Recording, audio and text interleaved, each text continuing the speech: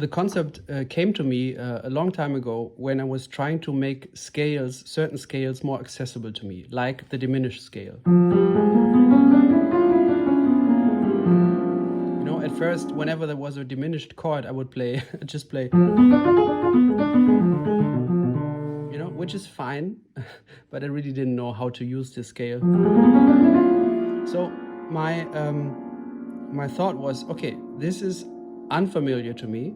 I need to find everything that is familiar to me. So I found major triads. I found minor triads. You know, but I also found I found dominant chords. I found minor 7 chords.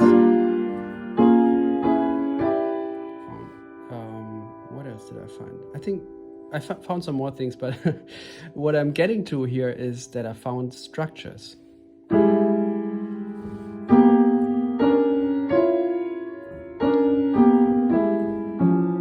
know? And actually, when I think about a scale, I try to block out all the notes that are not in there, which in fact here is only 4 notes, these notes. Those are not in there. So once I have this is kind of a template, or this is a cutout, you know. Everything else is blocked, so that means I can play. You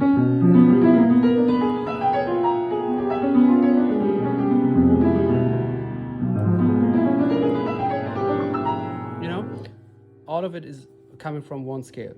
But I wanted to get to this thing. I found structures that sounded appealing to me. And since it's a symmetric scale, you'll find them more times than just once. You'll find them 4 times. You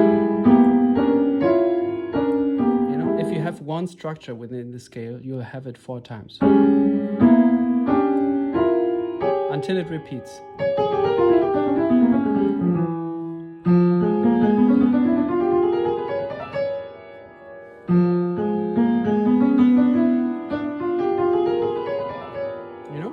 So having this structure reminded me of Tetris, because in Tetris we have certain structures that we have to fit into whatever is happening and to have it as even as possible, so we get some more, or we gain some ground, and therefore it gets erased. You know how Tetris works. So I thought, okay, let me play around with these structures, just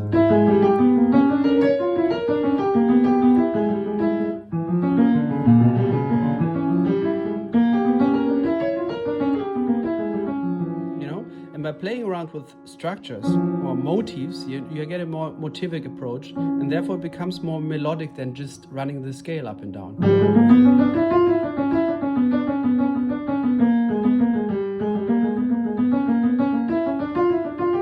Which is fine too, but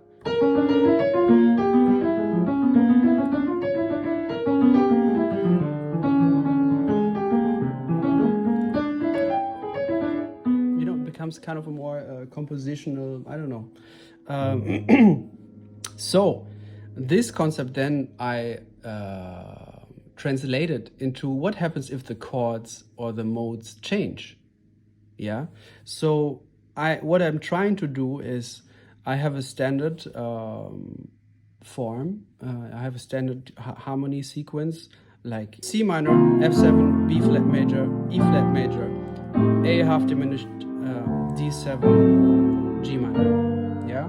So what I'm trying to do now is have one structure. Let's take this one.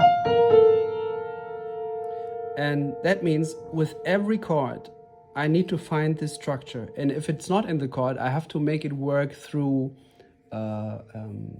reharmonizing that chord, or finding another color for that chord that resembles the function of the chord. Okay, so C minor, I think of it as in a Dorian mode. You will find it here.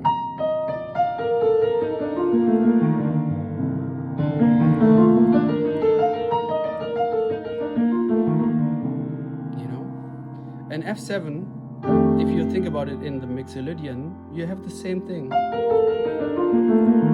It sounds a little bit better if you play it as a sus chord.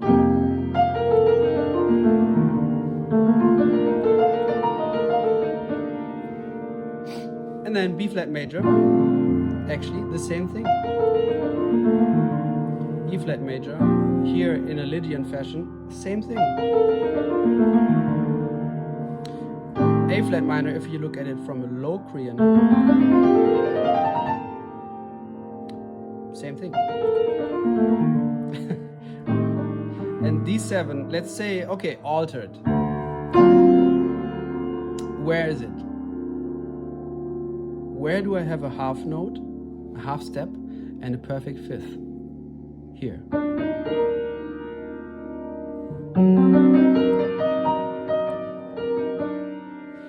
And then we resolve it to G minor. And there we have it here. If you now want to have G as a Dorian sound, you can go,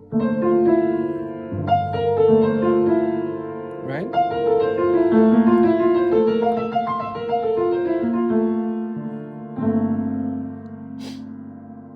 Okay, so now let's start changing the chords. Let's say C minor major. So now our structure is here. Because it's not here anymore, and also not here, because we don't have that. So it's here.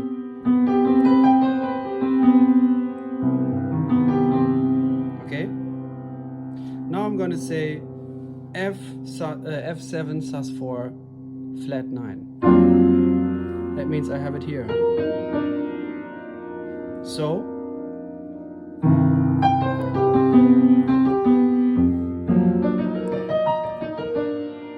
okay, now B flat major, I'm going to turn it to A over B flat. Yeah, it's just another color for the tonic in a way. And here I have to find it. So where is it? And here. Or maybe, yeah, I don't know. Yeah.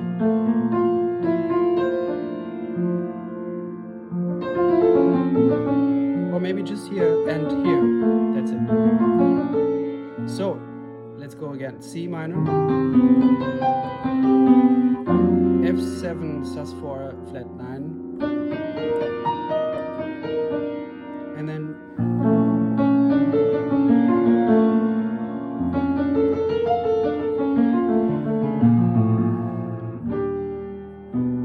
let's go take this one. E flat major sharp 5. And then it can stay for a half diminished if you don't look at it from a Locrian standpoint, but more from a melodic minor standpoint. C melodic minor. That's how I often think of half diminished chords. You know, you have a half diminished chord, you go up a minor third and play minor major.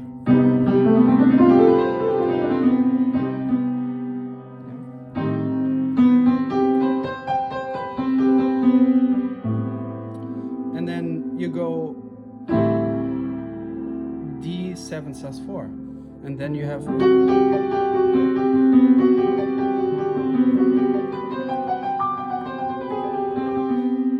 and then we go for let's take this G minor 9 sharp 11,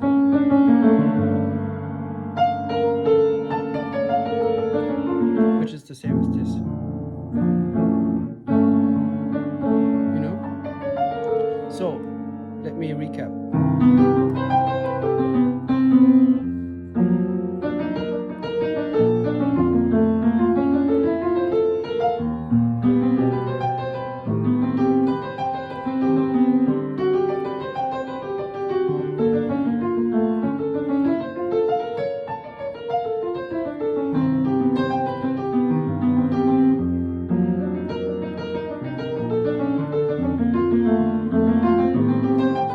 Oh, sorry.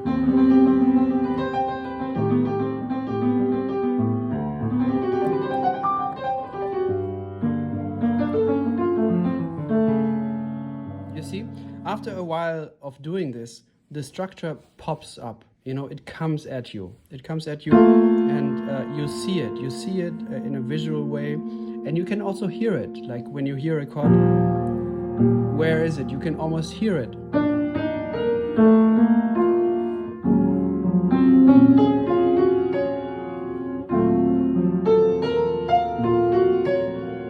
You know, you can pre-hear it, which I like to do.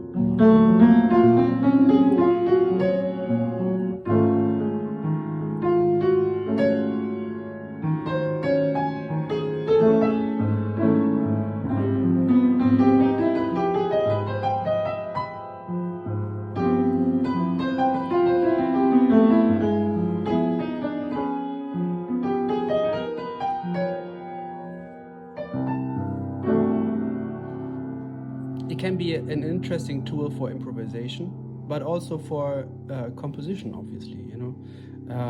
There's an early song of mine which goes...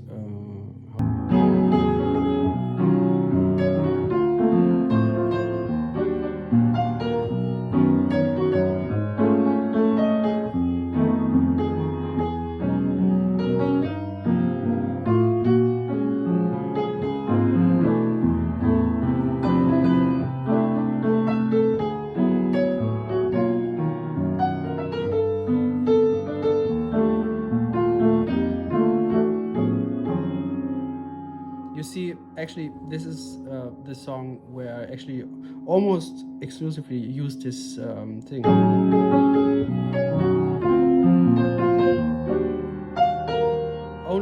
Almost only fifths.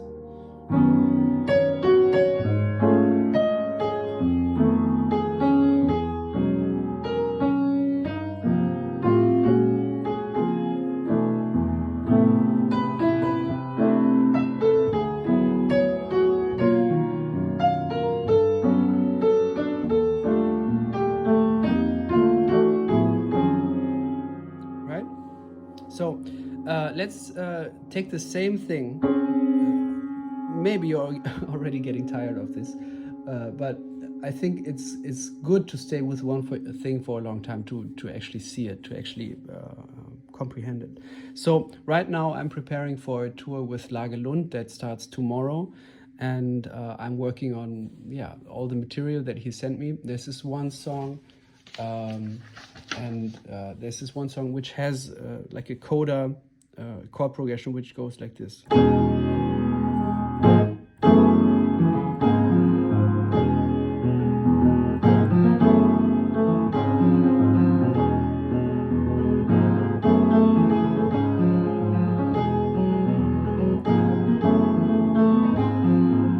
Yeah, so E major, then A flat major, F sharp minor, and D flat major, E major,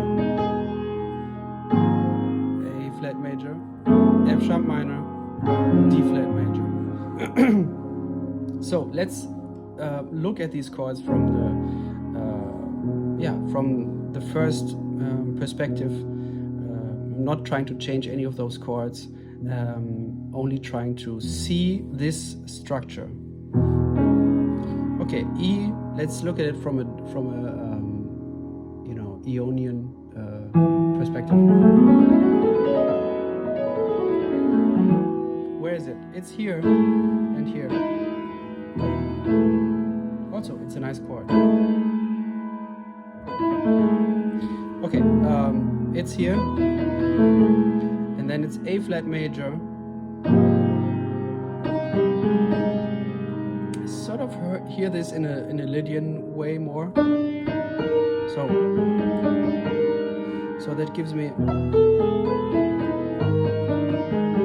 and then F sharp minor, which is the same as in E flat in E major.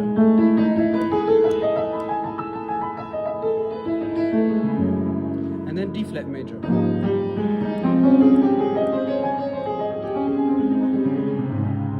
Also Lydian. So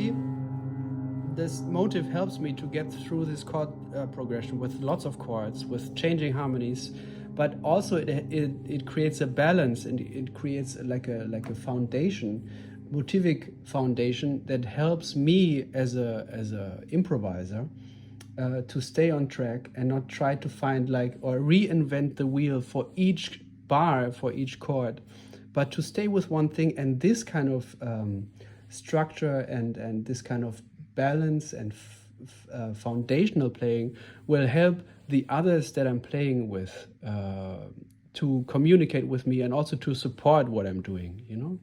And therefore, improvisation becomes more a compositional approach. Of course, you don't want to play like this all the time, but I'm just saying this approach has helped me a great deal with finding familiar things in unfamiliar territory, and finding something that works quickly. And also, as I quickly said here, those combinations often become nice chords. It's a nice chord for E major with the 4. You know? And if, just quickly as a last topic, if I change this thing here to still have the 5th and have this, you almost have this sound, but more open. So if I want to apply this now to the chord sequence that I just showed you, you see.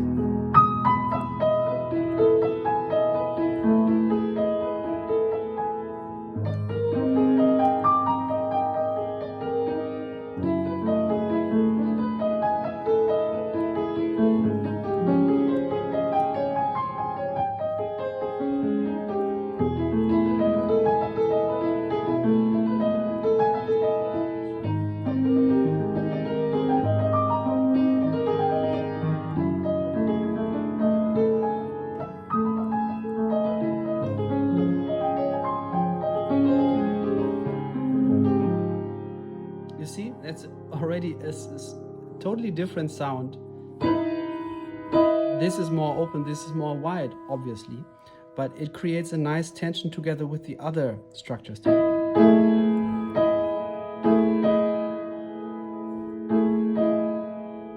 Yeah, I think that's it for now. I'm totally down to do more videos on Tetris, but I think now we're a step further with the concept, and yeah, let me know what you think, what your thoughts are on this, and thanks for your questions. All right, take care.